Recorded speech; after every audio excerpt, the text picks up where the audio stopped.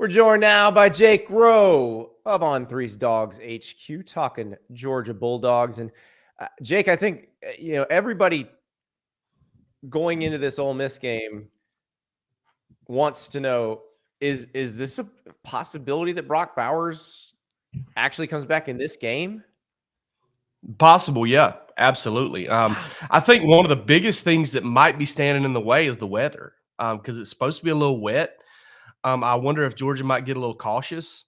Obviously, listen, if it was today, I think he would play. But there's a few variables here. There's the weather, and then there's how does Brock feel on Saturday? He could feel a lot better. I don't know, but he could be a little stiff, could be a little sore that day. I don't think they're going to send him out there and unless he's feeling really good. But Right. I think it's definitely it's certainly a possibility that he plays. So, I mean, but now if you look at it in the long-term view, the idea of Brock being back for the SEC championship seems almost certain. Maybe back for Tennessee, almost certain. That certainly probably makes Georgia feel a lot better offensively in terms of just what weapons they're going to have at their disposal. Yeah, not only is it, Georgia's got to make the SEC championship. They got to win one of these next two games. Um, if they can win on Saturday, I still think Brock's probably going to be back and play against Tennessee. But I think it's looking like, hey, if you make the SEC championship game, not only are you going to have Brock Bowers back, you might have like 90, 95, 100% Brock Bowers back, which is, pretty crazy. And Andy, it's unreal because it's never the third string cornerback or the fourth string, inside linebacker that makes these miraculous recoveries. It's always the freak show, quick twitch fibers, big, strong, fast, generational type talents that seem to do this sort of weird recovery stuff. And here we are with Brock Bowers, like 3.5 weeks away, and he's practicing a little bit. Right. It's probably not an accident. Adrian Peterson's like the fastest to ever come back from ACL surgery. Like, Exactly. yeah, Exactly. I'm with you there. And we've seen it happen pretty quickly. Tua Tagovailoa got hurt in the SEC championship game, played in the Orange Bowl after that same tightrope procedure that Brock Bowers had. So it's doable in a fairly short window. But I get where you're coming from, where if Georgia feels comfortable, if they're, the East champs, if they've clinched the East, maybe you do hold him out a little bit longer and make sure he's absolutely ready. Yeah, I mean, I still think if they win Saturday, they have the East clinch. I still think they really want to beat Tennessee because I don't think you can sit there and look at that as a foregone conclusion that the SEC championship game is a playoff game and that if you lose, you're out. We're not quite there yet, and I don't know if you can quite get yourself there between now and then because there's so much mayhem that can still happen. And I mean, I don't think Florida State is a shoe-in to beat Florida. I mean, I would pick them. Don't get me wrong, but are they absolutely going to beat Florida? I don't know. So there's just so much left to happen, and I think if you're Georgia, you need to try and win every ball game because you know what has happened when you've won every regular season ball game. Well, and you're right. There is potential because we're just assuming that there will be undefeated conference champs and everybody else will be one loss. But you're right. There is a scenario where Georgia can go into the SEC championship game 12-0, lose to Alabama, and just like in 2021, still make the playoff and still have a chance to play for the national title. So you're right about that, and they've already got the experience of that to guide them. Yeah, absolutely. And I mean, it's Georgia has gone undefeated in the regular season 2 years in a row, and 2 years in a row it's made it to the playoff, win, lose, or draw in the SEC championship game. And I think to give yourself an optimal chance to make history and to do what you set out to do in the beginning of the season, I think you have to do what you can to win those games. And listen, if they're feeling like maybe Brock Bowers can play against Ole Miss, then I think they're going to feel pretty good about it against Tennessee. It doesn't mean they're going to go out there and push him out there for 50 snaps or anything like that, but I think you'll see him travel and play if they feel good about him, if they feel good enough to play him against Ole Miss for sure. I want to tell you about Prize Picks. Prize Picks, the most fun daily fantasy platform. So many ways to play. You pick as few as 2 squares, as many as 6. You can win up to 25 times your money. And you can play college football, NFL, NBA, hockey, doesn't matter. But the college football part is a ton of fun.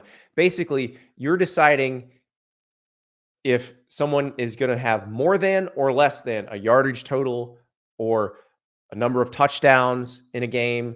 And it's going to increase your interest in some games, let me tell you. So first, I want to tell you, get the Prize Picks app. Use the code Andy, and you'll get up to $100 match on your first deposit. So if you deposit $100, they will match $100. You deposit 50, they'll match 50, and then get to playing. So they're populating the choices for this week, for Saturday, and you can play Thursday night games, Friday night games as well. But looking at some of these for Saturday, Drew Aller, the Penn State quarterback, more than or less than 193.5 passing yards against Michigan. Less than, Michigan's winning that game. More than, maybe Penn State has a chance. Could be very interesting. Joe Milton headed to Missouri. Tennessee, Missouri is going to be a big one. We'll see if Luther Burden plays. Remember, Eli Drinkwitz said he was questionable in that game. But Joe Milton, the Tennessee quarterback, 236.5 more or less. Brady Cook, the Missouri quarterback, 267.5. Now, if Luther Burden is available, that number, the more than, seems like something you can do. If he's not, who knows? Another interesting quarterback, when Michael Penix Jr., the Washington quarterback, 302.5. Now, Michael Penix's number is typically in the 300s. But remember, this is against Utah's defense. So could be a very interesting game in Seattle. That Utah-Washington game, looking forward to a lot. J.J. McCarthy, the Michigan quarterback, more than, less than 1.5 passing touchdowns. I think against that Penn State defense, he's probably going to have to throw for some scores. He's probably going to have to throw Michigan to a win here. They can run the ball, and their average rushing total is pretty good. It is not what it was last year. They are not the dominant team on the ground that they were last year. Remember, they just annihilated Penn State on the ground last year. But this year, probably going to need some more out of J.J. McCarthy in the passing game, which, by the way, that might mean more than 61.5 passing yards for Roman, or receiving yards for Roman Wilson, or maybe more than 37.5 receiving yards for Cornelius Johnson. These are all the things you got to think about. On Friday, I'll be looking through those Prize Picks plays. I'll be trying to figure out mine. We'll talk about them on Twitter Friday and Saturday. I will maybe take your advice. Maybe I'll ignore it. If I take it, it's probably better for me. When I've ignored it, it's been bad for me. I'll tell you that right now. Go to Prize Picks, download that app, use the code Andy, and they will match your first deposit up to $100. It's going to be a lot of fun, especially with these games this weekend. Get that Prize Picks app. So what did Kirby Smart think they needed to clean up after the Missouri game? Well, I mean, the thing that stood out to me is, and it's something that he's always pretty honest about, is he said that they, Missouri whipped their tails up front a little bit, and they did at times, especially in the first half. I don't think that, listen, Kirby, I think, has finally had to kind of tip his hat, and not that he never has, but I think Kirby has to kind of tip his cap to Missouri a little bit, because Missouri is, a lot of folks won't understand this, but way back in the day when Valdosta High School was just running rampant over, over the state of Georgia, Colquitt County kind of had their number a little bit. Colquitt County could really land a punch in Bloody Valdosta's nose. And Missouri kind of has that with Georgia a little bit, not a ton. I mean, it's not like they do it year in and year out, but the past 3 years, they're the only team in the country that's rushed for over 100 yards against Georgia 3 times. All 3 years. They have a little something that kind of works against Georgia. So that outside zone run scheme works a little bit. They know how to just create a little bit of chaos for Georgia's defensive line. And, I think Kirby kind of has to kind of tip his hat a little bit and say, hey, listen, these guys know how to play us. They are not scared of us. They look us directly in the eyeballs and they come to fight. And that's just kind of how Missouri plays it. And I think Georgia didn't necessarily play its best game against Missouri. But I also think Missouri just kind of has a way of fighting. I mean, listen, they've lost, what is it now, like 11 of 12 games or something like that they've played against Georgia, but they do find a way a lot of times to give them problems.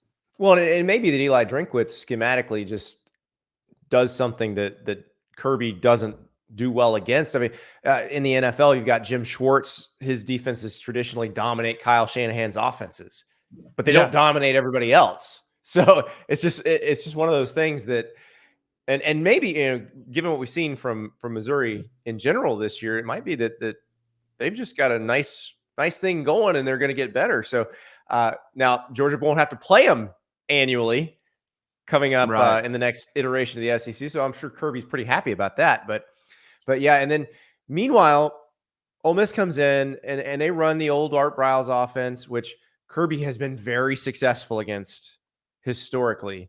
But this might be the most talented version of it he's seen, other than maybe the Tennessee team last year, which runs a similar offense. Yeah, I'm really interested in this because, all right, so one of the things that I like about Ole Miss is maybe one of the things that might hurt it against Georgia is Ole Miss is so multiple in the run game. I mean, you talk about pin and pull, duo, inside zone, outside zone. They do a little bit of everything. Do they thrive with one particular thing? Not necessarily. Right. And I think the offenses that have kind of given Georgia trouble are, especially the run games that have given Georgia trouble, are the teams that kind of have their thing and they stick to either they've got a gimmick that they can hit you with some explosives with, like Auburn did with the quarterback run and the counters and stuff like that, or they kind of have a real hardcore bread and butter posted all over the building like they do at Missouri, the stretch play, and they've got answers for every single thing that you try and throw at them, so much so that they may only run 4 or 5 different run plays. So I wonder how that's going to fit. And then you got to kind of do it in Sanford Stadium at night. Ole Miss is a different team on the road this year, historically under Lane Kiffin. So I'm really interested to kind of see how all of that plays out for them. Yeah. And can they hit a couple shots on them? Because what really opens up the run game in that offense is when you hit a couple downfield shots, and then you can very quickly get to the ball, hand it off a couple times with the defense gassed. That's where they really make their hay. They didn't really do that against Alabama this year. Georgia's a similar defense. So it's strange because the Saban Smart thing with this does make it where you feel like you've had a preview already. A little bit, yeah. And you bring up a good point there too. One of the big keys to stopping this offense is a little bit of luck, because if they do get a guy behind you, you hope they miss him, because they do like to throw that long ball and do that. And Tennessee's kind of had that against Georgia. That's been one of Georgia's saving graces the last couple of years. Tennessee's only gotten 1 or 2 shots and it's missed them the last couple of years. But, so what they do is they keep everything in front, and they're like, all right, listen, if you want to drive it and do something that's uncomfortable for you, then do that. We'll make you play left-handed a little bit. And that's kind of the hallmark of the way Kirby and Nick Saban, even though I think they are different defensively, more different now than they ever have been. I think Georgia still has simplified things a little bit more, to whereas Alabama has kind of still kept the same thing going from years after years. But Georgia's a little bit more multiple, a little bit more simpler. I do think we've maybe seen a little bit of a preview there, but I also think Alabama might be a touch better in the front seven, especially when with Georgia kind of, maybe now that Georgia's getting healthy, maybe they're not, but they're very comparative, maybe a little bit more disruptive in the front seven. Yeah. The one guy I wanted to ask you about is Tyrion, on the D line. Like, he comes in against Florida and looks like what they have not had, and he was coming off an injury, right? Yeah. Mm-hmm. And yeah, so, he had missed, he hadn't played since week 1. Yeah. It feels like that's kind of what they've been missing. And look, when you lose all of Jalen Carter, and then all of the other guys that they lost in the first round of the D-line the year before, it's very hard to replace that. But it does feel like some of their younger guys have shown you kind of the seeds of, maybe they can be that next set of first-round guys. Yeah. Ty Ingram Dawkins is definitely one of those guys. because he takes some of the load off of Michael Williams, who is another one of those dudes. Really what it comes down to for Georgia, and the reason I kind of made that comparison with Alabama's front and their front seven is, Alabama's got Dallas Turner, and Alabama has some TFL guys, and Georgia hasn't really had that. But now, with Michael Williams coming on a little bit, with Ty Ingram Dawkins, Jalen Walker, a second-year guy who's an inside linebacker who they're using on the edge and he's 2.5 sacks in his last 2 games. You're seeing Damon Wilson, a 5-star, out of Florida, who has really come on in here after the bye week, like a lot of freshmen do, forcing holding penalties, getting pressure on the quarterback. Georgia's becoming more disruptive, and so I think it may be gaining ground in that aspect. But it's one of those things that, when you start thinking about these games at home, and the crowd noise and the silent counts and the against hurry up no huddle, you're going to try to use bodies, and you're going to try and get those guys a chance to make impactful plays for you on third down. And Georgia's starting to really grow into itself with its ability to do that on third down. Yeah, and that's what, go back to the Tennessee game last year. They really heated up Hendon Hooker, and that made a big difference. Probably need to do that to Jackson Dart in this game. And Jackson Dart is like Hooker. He's a smart runner. He'll get those yards if you let him do it. Yeah, he is, and that's one of the things that I circled this game after the Auburn game. I circled this game because I thought, when you look at kind of Auburn's athleticism at quarterback, maybe not as much as Robbie Ashford, but definitely as much as Peyton Thorne. Jackson Dart kind of fit the mold, and he fit the mold as a passer. And he brought an element of the passing game that hasn't been there. And if you look at the numbers, right, Ole Miss is not the dominant run game that it has been the past few years. It's not running for 250, 210, 225 a game like we've seen Lane Kiffin offense do it. It's 180, and a lot of the reason for that is they're throwing the ball more with Jackson Dart. Yeah. He's getting more attempts. He's getting a chance to throw it down the field. He's averaging 10 an attempt. Again, different quarterback on the road so far this year than he has been at home. Much better at home than he has been on the road. But he's a guy that, honestly, I think the Hendon Hooker comparison is really spot on. I mean, he's a very effective runner. He's a very capable runner. He's also a really good passer, and it's gonna be up to Georgia with less talent on defense. With less talent in that front seven, really. With no Jalen Carter, really, that is the only guy that they're missing because they didn't have Nolan Smith for that game last year. But that's and I guess no Jamon Dumas Johnson either. He's going to miss this game as well, from what we know. So it'll be interesting to see if Georgia kind of tries to use the same plan, because Georgia really dialed it up on him last year. Going to be fun to watch Saturday night between the hedges. Jake Rowe, thank you so much. All right, bud. Thank you so much for watching. Just a reminder, subscribe to this channel right here so you never miss an episode of Andy Staples on 3. And oh, by the way, watch all the other great videos on the On3 Sports YouTube channel.